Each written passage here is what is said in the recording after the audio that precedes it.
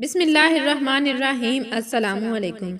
حضرت لال شہباز قلندر سرکار تشریف لے جا رہے تھے تو ایک ریچھ کو نچانے والا نظر آیا۔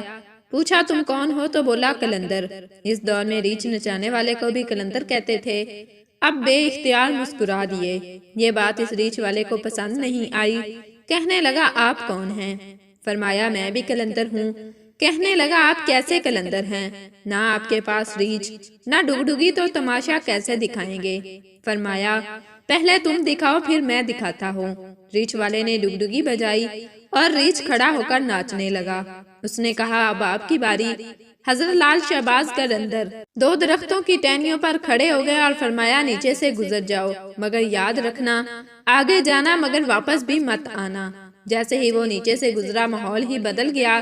نہ وہ سورج کی گرمی نہ گرد و غبار یہاں تک نظر دیکھے۔ خوبصورت پہاڑ، سرسبز وادیاں، نہ موسم گرم نہ ٹھنڈا۔ ابھی اسی سوچ میں ہی تھا، دیکھا ایک عظیم لشکر سپاہیوں کا گھوڑوں پر سوار تیزی سے اس کی طرف بڑھ رہا ہے۔ وہ گھبرا گیا کہ آج تو جان گئی۔ پاس پہنچ کر لشکر رکا اور سپہ سالار آگے بڑھا۔ اس سے پہلے وہ کچھ کہتا سپہ سالار بولا بادشاہ سلامت آپ کہاں غائب ہو گئے تھے؟ آپ کی سلطنت آپ کا انتظار کر رہی ہے اور ملکہ عالیہ کا رو رو کر برا حال ہے۔ اب وہ حیران و پریشان شاہی گھوڑے پر سوار ہو کر ساتھ چل دیا۔ جب محل پہنچا تو عظیم و شان عمارت دیکھ کر حیران۔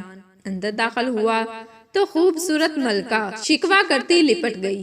کہاں رہ گئے تھے آپ؟ سب بھول کر نہا دھو کے شاہی پوشاک پہن کر تخت پر بیٹھ گیا۔ سالوں گزر گئے، بچے ہوئے، پھر شہزادے بڑے ہو گئے، بڑھاپا آ گیا، جسم سے جان منہ سے ذائقہ چلا گیا۔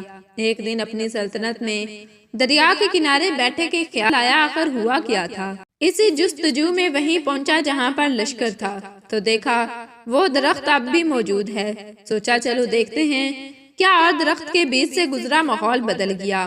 وہی وقت وہی مقام، سامنے اس کا ریچھ اور ڈگڈگی پڑی ہے۔ وہی گرمی، وہی گرد و غبار۔ پیچھے دیکھا تو حضرت لال شہباز قلندر سرکار کھڑے تھے۔ اس کی حالت غیر ہو گئی۔ بولا جناب میری سلطنت، میرے ملکہ اور میرے شہزادے۔ تو آپ نے فرمایا سب تماشا تھا۔